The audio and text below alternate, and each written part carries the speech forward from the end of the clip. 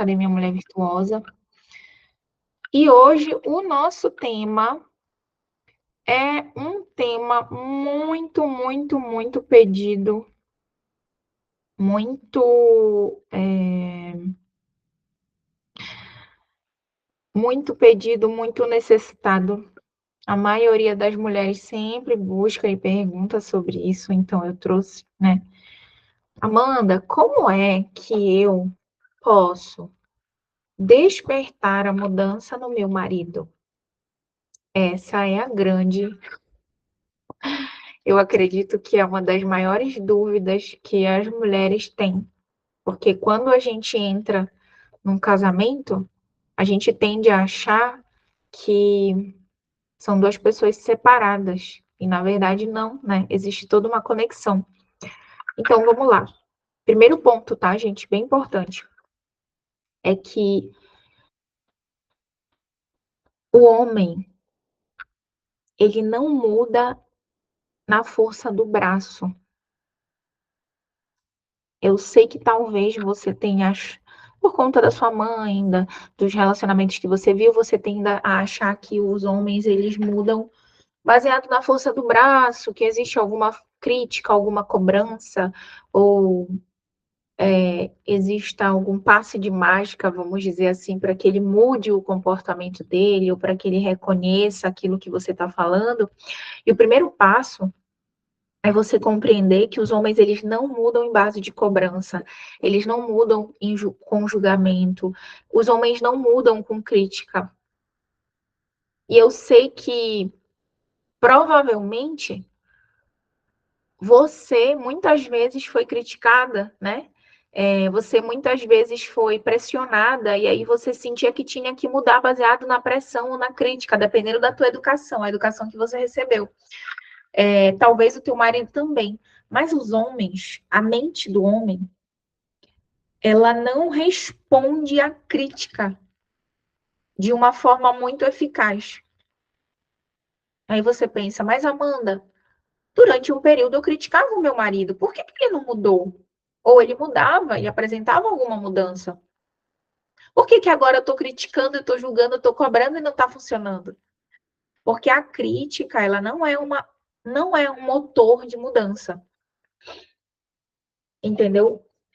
Ainda mais porque muitas vezes o seu marido ele está num momento de extrema imaturidade. Quem é que está casada e está vivendo, percebendo que o marido está vivendo um momento de maturidade, um momento de egoísmo? Olha, a Patrícia falou, por isso que eu larguei de cobrar o meu, aí ele mudou a posição dele. Muitas vezes a mulher ela acha que ela vai diretamente mudar o homem. E ela diretamente criticando, cobrando, julgando, ela vai.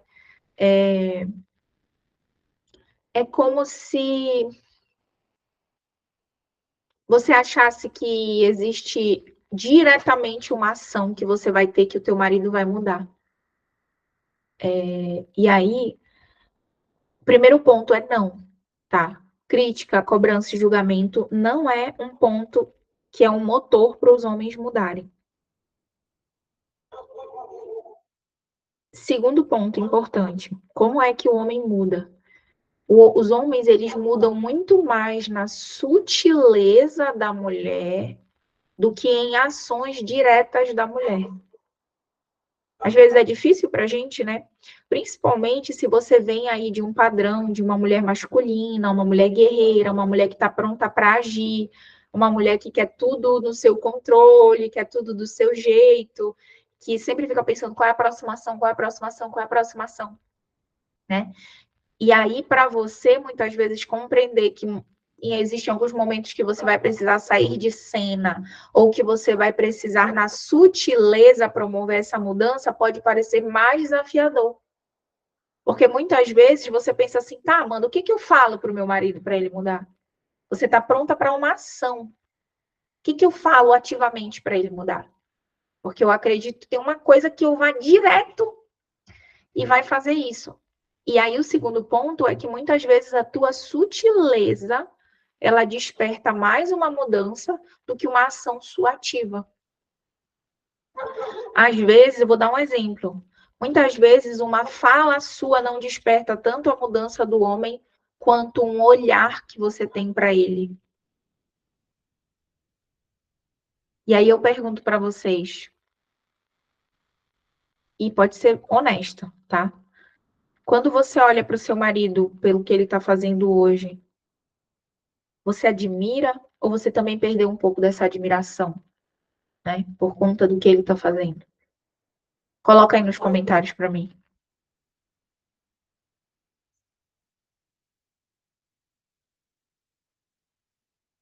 Quando você olha, eu já perdi um pouco.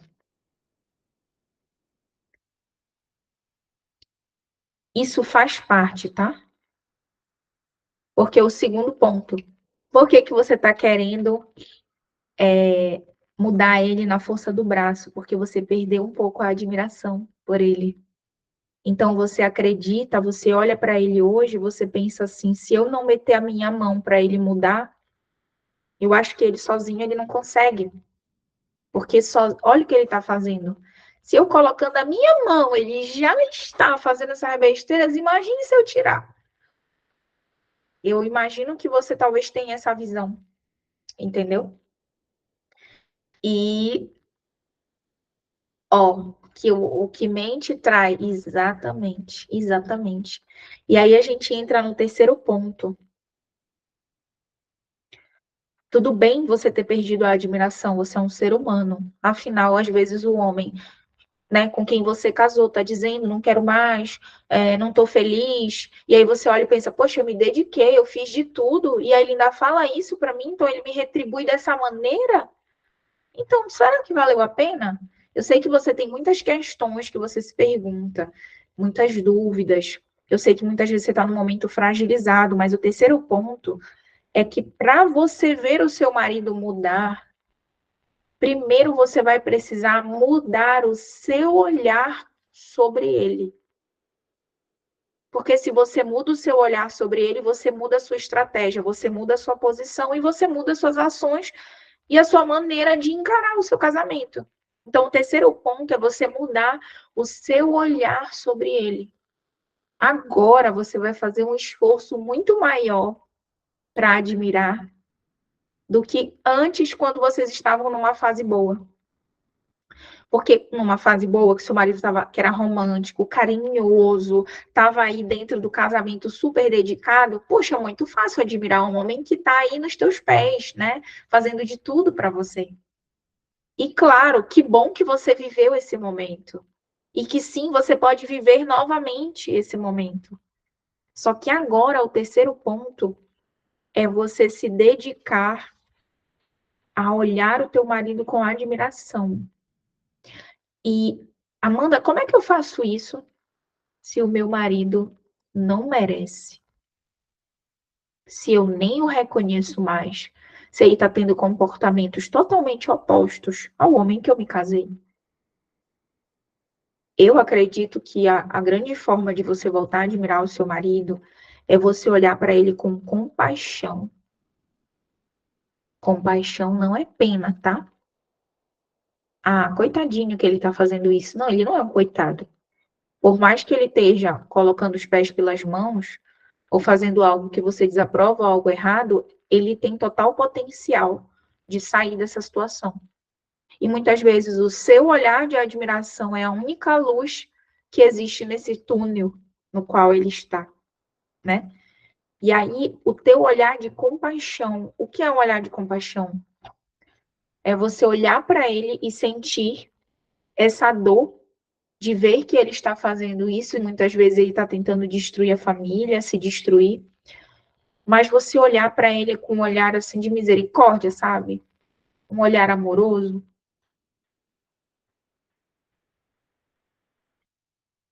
de eu sei que ele está fazendo isso e eu não aprovo, mas eu olho para ele com esse olhar de misericórdia que Deus olhou para mim um dia,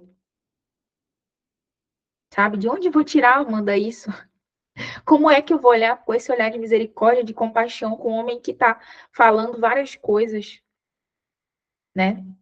Com o homem que está indiferente, eu tô tão chateada, eu tô fazendo tantas coisas, você vai ter que assumir uma nova posição que vai te levar no limite, tá?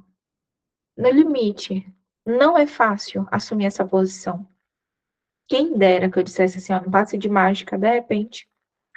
Você vai ter misericórdia, compaixão, o que o teu marido te fala ou faz não vai te abalar profundamente. Isso você vai construindo ao longo da restauração. Mas eu quero que você busque olhar o teu marido um pouco desse jeito, tá? Pensa comigo aqui. Faz um exercício aqui comigo.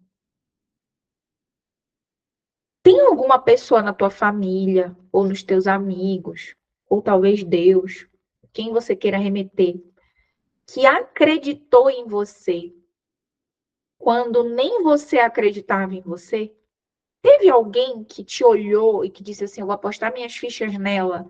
Ou que te amou quando você achava que não merecia? Ou que te estendeu a mão num momento? Tem alguém que já fez isso contigo alguma vez? Coloca aí nos comentários. Quem era? Tua mãe? Teu pai? Quem era? Tua mãe, teu pai, um amigo, uma amiga, uma tia, um parente, Deus? Quem foi essa pessoa que te estendeu a mão?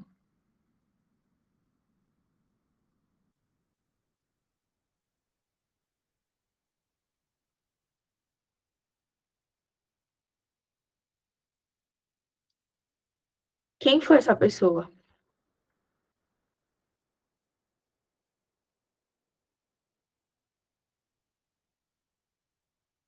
Minha filha.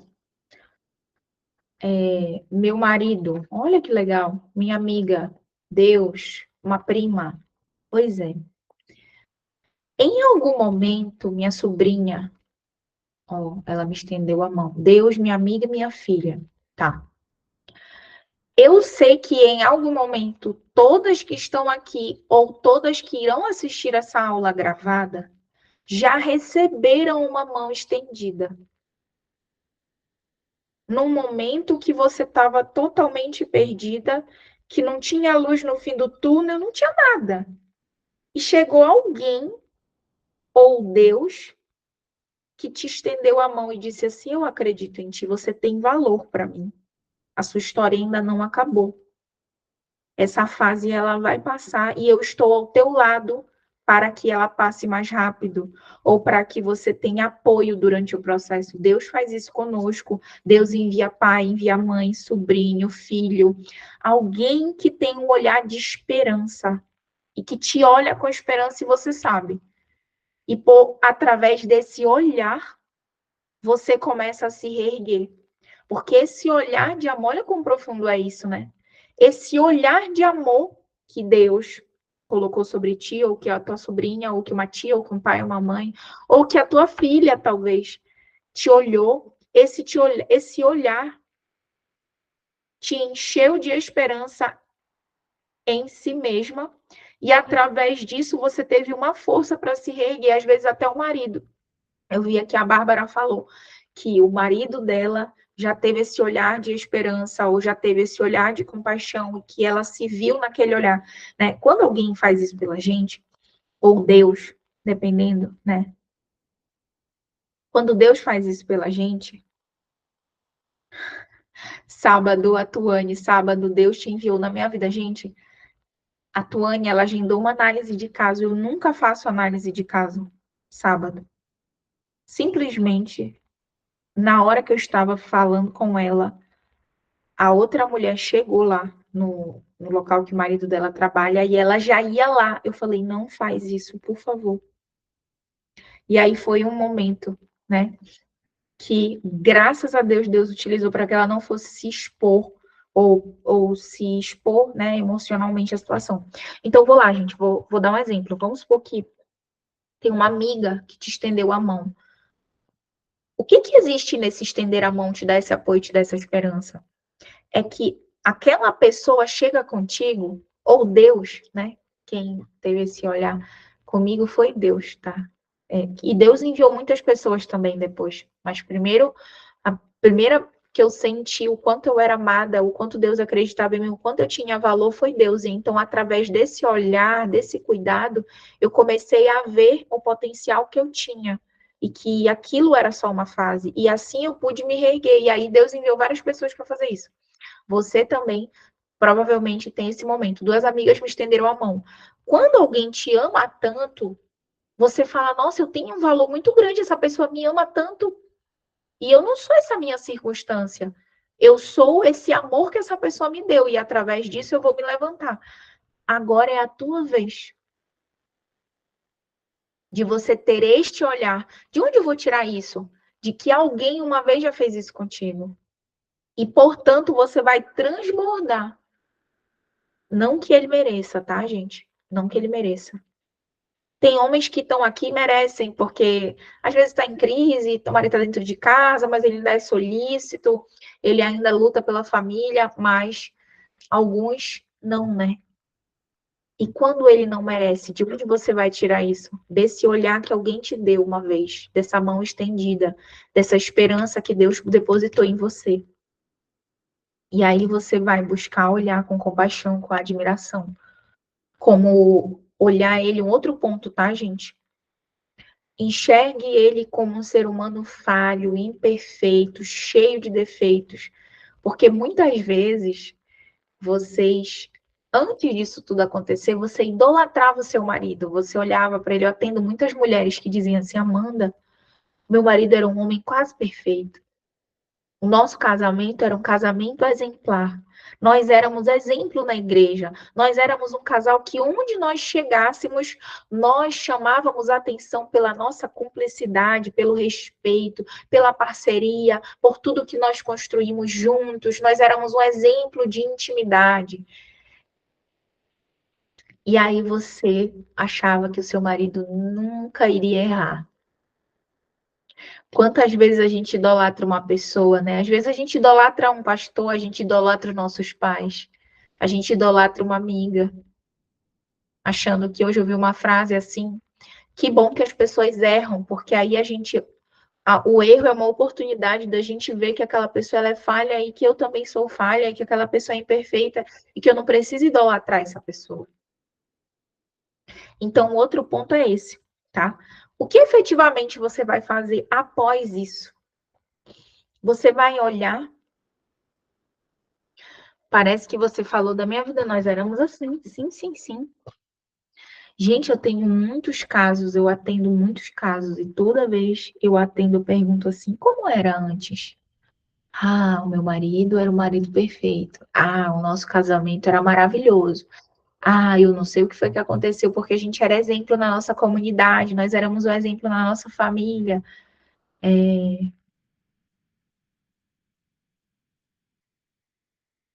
Entendeu? Então, muitas vezes você idolatrava esse marido, você idolatrava esse casamento perfeito. E aí agora você está lidando com uma realidade diferente daquela que você planejou ou projetou, que sim pode ser revertida. Toda essa situação pode ser revertida, né? Então, para você mudar o seu marido, você vai ter que depositar mais amor do que qualquer outra coisa, mais sutileza, mais delicadeza do que qualquer outra coisa. Porque nessa fase, você vai precisar amar quando ele não merece, admirar quando ele não merece, servir quando ele não merece, se segurar quando ele não merece, né? Porque muitas vezes o homem tem uma aluna que ela fala assim, Amanda, muito engraçada, assim, Amanda, e quando o homem merece uma vassourada, a gente faz o que com ele?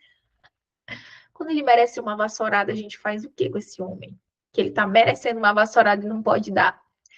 Muitas vezes você vai servir o seu marido quando ele não merece.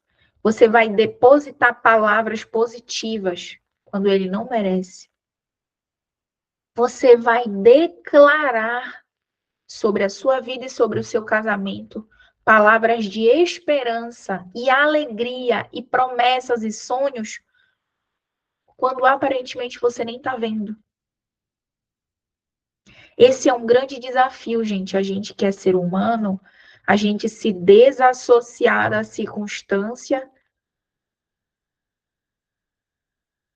e esperar dias melhores e uma situação melhor, quando aparentemente você não está vendo nada. A Tuane falou, então eu fiz o almoço, um balde de pipoca e levei para ele, mesmo ele não merecendo. Acredite, isso te amadureceu mais do que se você tivesse não feito isso. Sabia? Isso te amadureceu mais. Isso te levou para um outro patamar como mulher do que se você simplesmente tivesse dado vazão a ele não merece. Então não vou fazer. Entendeu? Como lidar com a indiferença no contato telefônico? Quando eu já vou responder essa pergunta, que ela é boa, né? Que tem muito a ver com isso.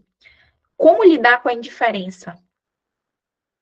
Porque muitas vezes o que você está tentando mudar é a indiferença. Poxa, mas parece que ele não sente nada. E aí você.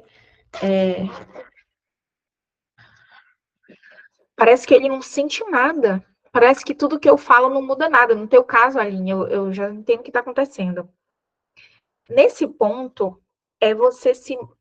Muitas vezes, eu vou dar um exemplo do teu caso, tá?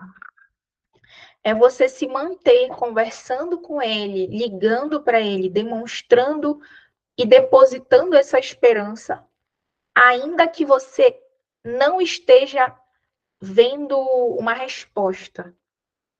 A gente, como ser humano, às vezes a gente tem uma dificuldade de se manter numa posição que a gente sabe que é a melhor, mas que aparentemente não está trazendo os frutos que a gente gostaria. A gente, como ser humano, a gente desiste muito fácil da posição correta.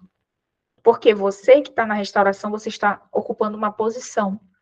Essa posição ela é mais desafiadora, ela vai te levar no limite, ela vai te levar para um momento de maturidade, ela vai te aproximar de Deus, mas é uma posição que dói mais do que você simplesmente sair.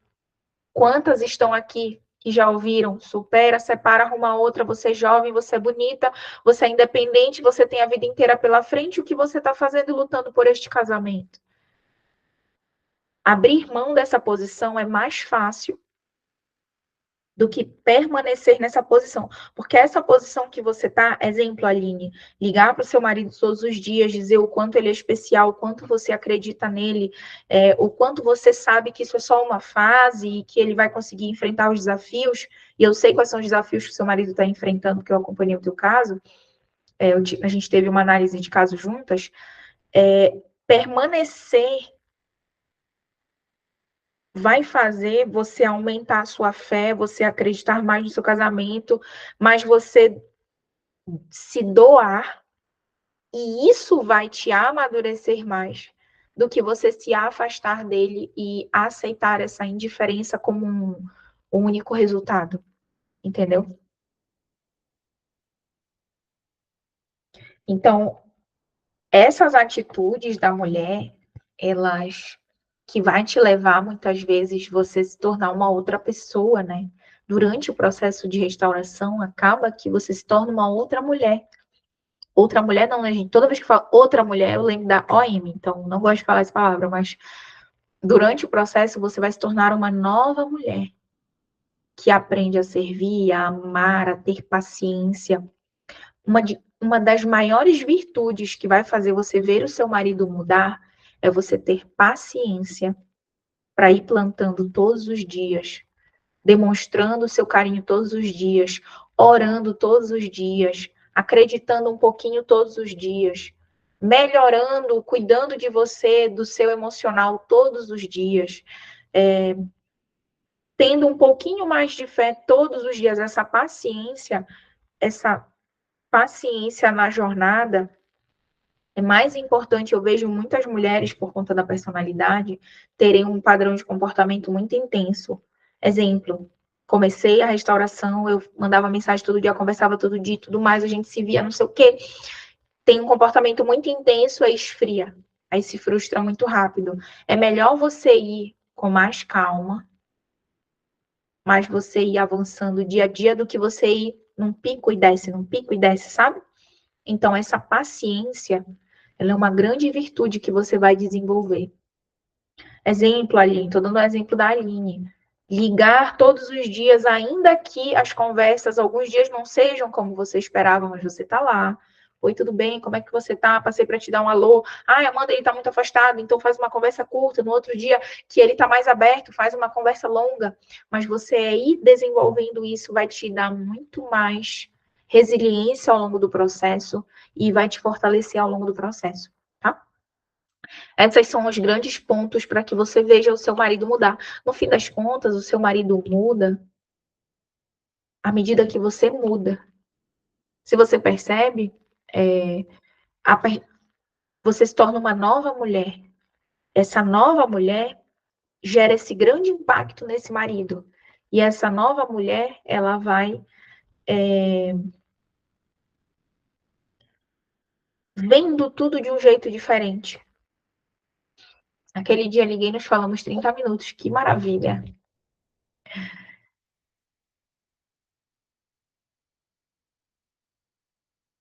Elita. Então vamos lá, gente, para as dúvidas. Momento de dúvidas, 10 minutos para tirar dúvida. Queria fazer isso com o meu, mas quando comecei a fazer, ele se juntou com a Amy, agora ele nem quer vir aqui.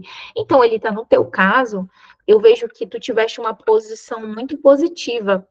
E apesar de ele não estar vindo hoje, a tua postura, ela foi mais impactante do que ele vir todos os dias, porque ele teve uma noção que você tá diferente. Então, foi bem positivo, né? A tua mudança. Eu escuto todos os dias que ele ainda está conhecendo outra pessoa. Gente, dê mais ouvidos para o que Deus está falando e que Deus está falando com você do que porque as pessoas estão falando, tá?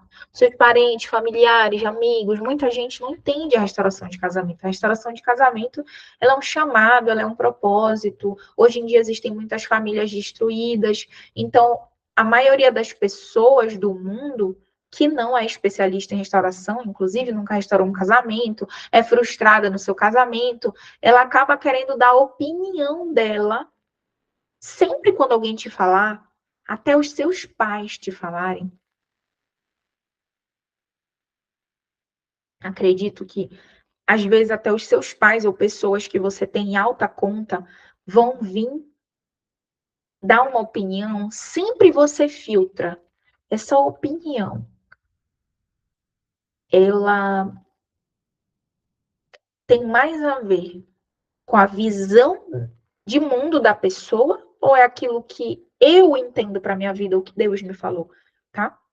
Sempre faça esse filtro. Sempre faça. É difícil às vezes, principalmente quando é o teu pai e a tua mãe, né? O teu pai e a tua mãe que você ama muito, que você tem aí numa cota de sabedoria e chega a te dar uma opinião. Aí tu, cara, queria cair nessa opinião, mas Deus me fala outra coisa. Então, né? A voz de Deus. Se você quer seguir a Deus, você tem que deixar seu pai e sua mãe, né? Se você deixar seu pai e sua mãe me seguir, você é digno de mim. Existe um versículo em Mateus que fala sobre isso. A Marina falou, Amanda, acredite, meu marido, depois da minha sogra fez tudo aquilo, não veio mais. Agora ele vem. Agora ele que vem na marra. Olha, agora ele que vem, ela não vem mais, né? Tá vendo, Marina, como tudo coopera para o bem daqueles que amam a Deus? Apesar de tudo isso que aconteceu, aí ela não vem mais. Então é ele que tem que vir. Mais uma chance aí, mais uma oportunidade, assim eu acredito, né? Franciele, meu marido está fora de casa, mas na semana passada ele dormiu aqui 2 vezes. Olha, Franciele, essas vezes que ele dormiu aqui, eu servi ele muito bem, fiz o que não fazia, falei coisas carinhosas, porém ele não esboça nenhuma reação. Pronto. Tudo que eu falei nessa aula, depois você assiste de novo, é tudo para você. Você está fazendo, só que vai haver um processo. Você vai fazer isso várias e várias vezes durante o processo, você vai se fortalecendo. E com o passar do tempo, fazer isso para o seu marido já vai te dar recompensa. A gente, né, muitas vezes a gente casa com aquela visão de trabalho, eu faço aqui, eu recebo ali. Isso é uma visão de trabalho. Nem no trabalho é assim, né? Mas muitas vezes a gente planta para depois colher. E aí, quando vai para o casamento, pensa assim: se eu dei uma carta para ele, eu fiz um jantar e não sei o quê, ele tem que me devolver de volta, ele tem que me levar para jantar, me dar um buquê de rosas e me levar para uma viagem. E a gente acaba ficando com aquele dá e toma. E nem sempre é assim, tá, gente? No casamento, não existe equilíbrio de dar e receber. Não existe. Eu sinto informar para vocês. Você casou achando que ia... Não existe, tá, gente, no casamento. Esse equilíbrio, essa reciprocidade que o povo fala por aí. Isso só existe em namoro. Namoro tem que ter, né? Quando você tá namorando, você começa a namorar, para você saber que o cara tá interessado em ti, exemplo, você tem que ver o quanto ele se dedica para você. Isso no namoro, tá, gente? Namoro. Um noivado também. Exemplo, vamos supor que eu estou noiva. E aí eu fui pedir noivado, eu tô noiva. Para eu saber que o meu noivo realmente quer muito casar comigo, eu vou precisar olhar para os comportamentos dele. Ele me pediu em noivado, ele já está começando a ver o apartamento que a gente vai morar. Então, ele está demonstrando, é recíproco. Enquanto ele está vendo o nosso apartamento, eu estou decidindo qual vai ser a decoração da igreja. Enquanto ele fez uma poupança para que a gente mobile a nossa casa, eu estou preparando os convites do nosso casamento. Existe um equilíbrio, uma reciprocidade, namoro, noivado. No casamento não existe isso. Porque o casamento, você não é duas, não são duas pessoas, você se torna só um. Então, o que você faz pelo seu marido, você está fazendo por você, Franciele. Talvez você ainda não tenha esse entendimento, mas eu tenho certeza que aqui na academia você vai desenvolver. Quando você fala palavras carinhosas para o seu marido, você não está falando para o seu marido. Como você é um só com ele, tudo que você faz em termos de amor pelo seu marido, você está fazendo por você. Porque você e ele se tornaram um só. E aí o teu entendimento muda. Então, quando tu faz um café da manhã e recebe o teu marido, você está fazendo isso por você também, porque tudo que você faz pelo seu casamento, você faz por si mesma. E aí vocês têm que parar de ter esse entendimento errado, assim, eu fiz por ele, ele não me devolveu, então não valeu. Tudo que você faz por ele, você faz por si mesma, porque vocês se tornaram um só. É um desafio a gente se ver um só com a pessoa quando ela tá pisando na bola, né? Se ver como um só na melhor fase. E claro, e você vai viver essa melhor fase, todas que estão aqui, eu digo todas, podem reconstruir o casamento e viver a melhor fase, uma fase melhor do que antes, porque agora você não tinha maturidade do início. Então agora você desenvolveu tanta maturidade, tanta sabedoria, que na restauração você vai poder agir de uma forma muito melhor, influenciar o seu marido, ele vai agir de uma forma muito melhor e vocês vão construir coisas que vocês... Tem gente que passou 10 anos, não construiu o que vai construir nessa nova fase de restauração. Passou 10 anos, não teve nenhum filho, vai ter muitos filhos nessa fase de restauração. Eu acredito, porque eu já vi. Gente, isso pode acontecer com você, tá?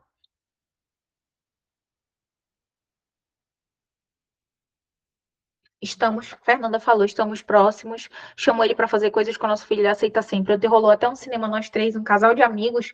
Olha, que casal maravilhoso. Que bom, Fernanda.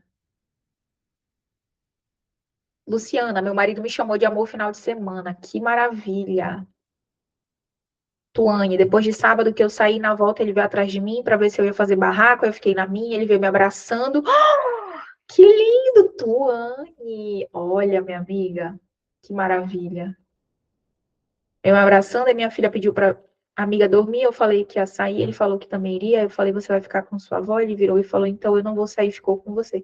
Olha, que lindo! Que bom, né, Tuane, que ele já está sendo mais presente.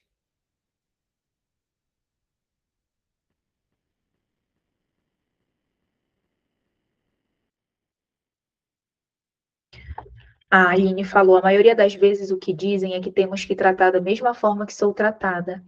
Isso é algo que não traz restauração. Gente, casamento é porque o povo trata casamento como namoro. A nossa sociedade está tão invertida que o povo dá muita importância para o namoro e dá pouca importância para o casamento. Aí dava muita importância, fazia de tudo, se rasgava no namoro, aí casou, não faz mais. No casamento, não existe esse negócio de você me trata como eu te trato, reciprocidade. Não é assim, gente. Porque o casamento é uma aliança, uma coisa muito profunda. Não...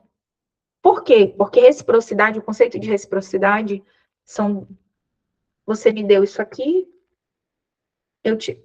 você me dá isso aqui, eu te devolvo isso aqui. E fica nessa. Entendeu? Esse equilíbrio. Não tem equilíbrio no casamento. Sabe por quê, gente? Vou explicar. Por que que não? Eu vou explicar isso, vamos dizer, biblicamente, né? O casamento é uma aliança. O casamento, ele aponta para a aliança que Jesus fez conosco. Existe equilíbrio, gente, na morte? Jesus morreu por nós. Existe algum equilíbrio nisso? Alguma reciprocidade? O que que eu, Amanda, posso fazer? Jesus morreu por mim. O que que eu poderia fazer para equilibrar? Nada, nunca, nada. Então, a aliança que Deus tem conosco, o que aqui na Terra, vamos supor, que eu abra mão de tudo, viva, sei lá, o que eu poderia fazer para devolver o que Deus fez por nós? Não tem. Então, casamento não tem equilíbrio, não tem reciprocidade, porque aponta para a nossa relação com Jesus. Nós somos a igreja, nós somos a noiva, vamos dizer. Jesus é o noivo, nós somos a noiva. O noivo morreu pela noiva. Por isso que o homem ele deve morrer pela mulher, assim como Jesus morreu pela igreja. E a noiva, ela deve se submeter ao noivo. Isso é um dia eu vou dar uma aula sobre isso, se vocês quiserem. O que é a verdadeira submissão? Submissão não é humilhação, não é inferioridade. Existe uma questão de é muito mais nesse ponto de aliança, tá? Por isso que dá certo. Eu tenho uma aluna, um dia ela vai dar um depoimento. Tudo que eu falo com ela, ela diz assim: eu vou conversar com meu marido e eu te dou um retorno sobre isso. Aí eu falei para ela um dia, eu falei, nossa, aí eu brinquei com ela, que esposa submissa. Aí ela falou para mim, agora a gente se dá muito bem, porque agora ela consegue se submeter porque ele se arrependeu, ele tá muito diferente, ele tá muito mudado, então ele pensa no casamento, ele pensa na família, então ela sempre vai comunicar para ele. E aí, gente, não existe reciprocidade, não existe equilíbrio, não existe dar e receber, não existe isso. Por isso que muitas vezes agora você está dando e você não está recebendo ainda, mas você vai receber. E aí vai chegar um outro momento que teu marido vai dar mais do que tu, entendeu? Não, e nunca vai chegar no equilíbrio, tá? Não tem como. Exemplo, o perdão. Não tem nenhum equilíbrio no perdão. Vocês que já perdoaram o marido pelas coisas que ele está fazendo. Não tem equilíbrio, você perdoou. Ele te pediu perdão? Muitas vezes não. Mas você já perdoou. E você alivia aquele fardo. Existe equilíbrio? Não existe. Talvez ele ainda tenha uma conta contigo, um débito, mas é como se você tivesse dito, você já pagou essa conta. Fique em paz, você já pagou essa conta. Mas não tem equilíbrio, né?